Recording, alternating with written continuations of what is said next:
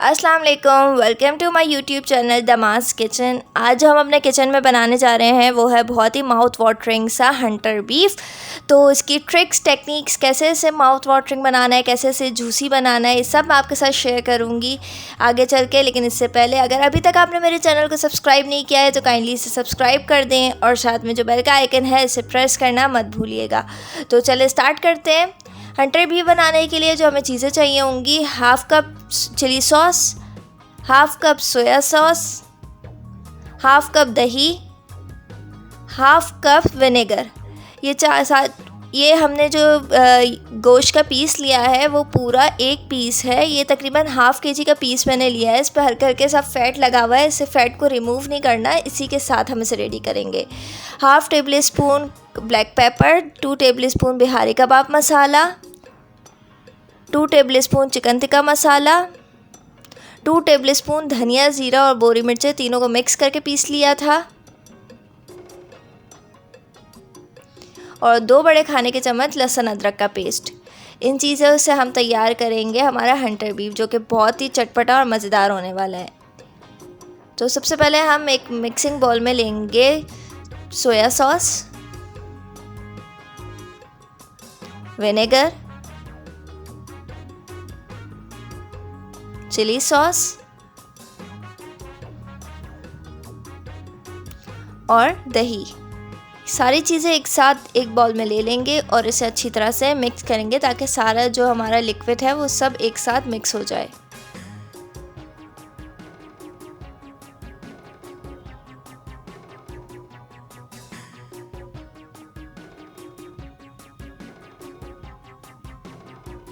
तो अच्छी तरह से मिक्स हो चुका है। अब हम इसमें ड्राई इंग्रेडिएंट्स शामिल करेंगे, जिसमें है धनिया, ज़ीरा, बोरी मिर्चों का मसाला,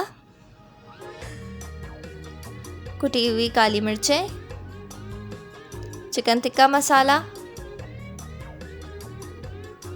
लहसुन अदरक का पेस्ट और बिहारी कबाब मसाला। ये सारा मसाला लगाकर हम जो है इसे अच्छी तरह से मिक्स करेंगे ताकि सारे मसाले एक साथ मिक्स हो जाए। तो अच्छी तरह से मिक्स करेंगे।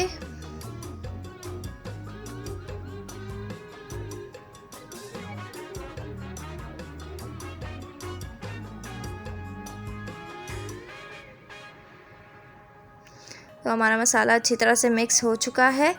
अब हम लेंगे अपना गोश्त का पीस।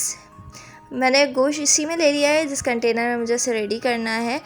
तो अब इस गोश्त के पीस में जो है हम करेंगे, क्यों हमारा गोश्त जो है वो जूसी नहीं बनता हंटर बीफ, क्यों हमारा गोश्त अंदर तक गलता नहीं है, उसकी मेन वजह यह है कि हम इसे कांटे नहीं लगाते या हम अंदर तक के पोक नहीं करते। तो हमने इस तरह से कुछ छुरी की मदद से, पूरा अंदर तक नहीं करना, इसके टुकड़े नहीं करने, लेकिन इस तरह से जगह जगह जगह जगह हमने कट्स लगा देने हैं छुरी की मदद से, ताकि जो है मैरिनेशन वो अंदर तक जाए, जूसी बने ये और टेंडर हो जाए अंदर से।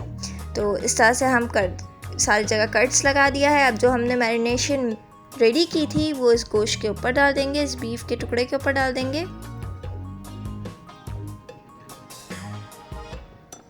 आधा मैरिनेशन हम एक साइड के लिए रखेंगे, इसे मिक्स करेंगे फर्स्ट साइड पे।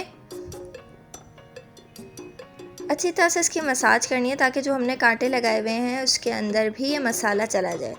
अब जो आधा मसाला है हमारा वो हम बैक साइड पे लगा देंगे, और बैक साइड पे लगाने के बाद इसे अच्छी तरह से इसके ऊपर कोट करेंगे ताकि जो है हंटर बीफ अंदर तक के जहाँ कट्स लगे हुए हैं वहाँ तक मसाला हमारा चला जाए।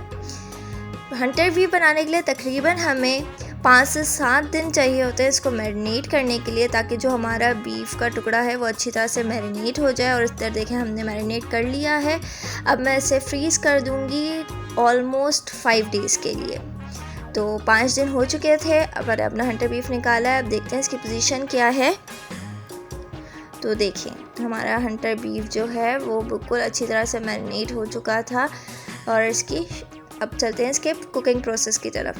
कुकिंग प्रोसेस के लिए मैंने एक पॉट लिया है। पॉट में मैं ऐड करूँगी जो हमने बीफ पे मसाला लगाया था वो,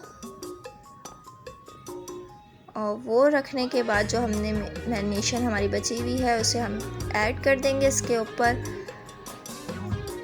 लगा देंगे लिड और छोड़ देंगे ऑलमोस्ट 20 से 25 मिनट्स के लिए। इसके बाद हम इसके साइड्स चेंज करेंगे। तो 25 मिनट्स हो चुके थे।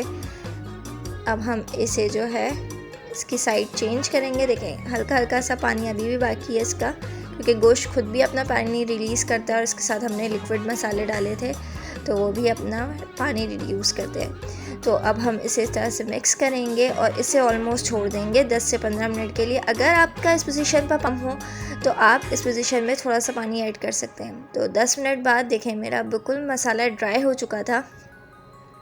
तो अब मैं इसके ऊपर शामिल कर दूंगी 1 कप पानी। ये देखें आपको पेंदा, इसका जो हमारे पतीले का पेंदा है वो थोड़ा सा मोटा होना चाहिए ताकि जो बीफ है हमारा लगे नहीं। और आपका पानी का आपको ख़ुद सिचुएशन चेक करनी है कि पानी आपका ख़त्म तो नहीं हो रहा। तो 35 मिनट के बाद ये अच्छी तरह से कुक हो चुका था। हमारा जो लिक्विड था, पानी था, वो भी ख़त्म हो चुका था। और ये देखें बिल्कुल ही जूसी सॉफ्ट सा, आपको मेरे हिलाने से ही महसूस हो रहा होगा कि बिल्कुल गोश्त गला हुआ था। तो अब इसके ऊपर हम करेंगे ऑयल का ब्रश लगाएंगे, क्योंकि हमने ऑयल तो लगाया ही नहीं है। हम इसके ऊपर लगाएंगे ऑयल की ब्रशिंग करेंगे और इस वक्त हम फ्लेम को थोड़ा सा हाई कर देंगे ताकि अच्छा सा कलर आ जाए इसके ऊपर। तो इस तरह से हमने टर्न किया। टर्न करने के बाद जो है जो सेकंड तरफ थी हम उधर भी ऑयल को ब्रश कर देंगे। और 10 मिनट हो चुकी थी। अब करेंगे फ्लेम को ऑफ। तो मज़ेदार सा तैयार है हमारा हंटर बीफ, जो कि बहुत ही माउथ वाटरिंग है और बहुत ही जूसी बना हुआ था। तो चलें मैं आपको चेक करके दिखाती हूँ कि ये कितना सॉफ्ट और टेंडर है। तो देखें कितनी आराम से इसका रेशा हो गया। मैं आपको अब रेशा करके दिखाती हूँ बोटी का। तो आप देखें बिल्कुल आराम से इसका रेशा हो रहा है, फुल गला हुआ, फुल जूसी। तो जो चटपटा खाने के लवर्स हैं उनके लिए तो बेहतरीन रेसिपी है।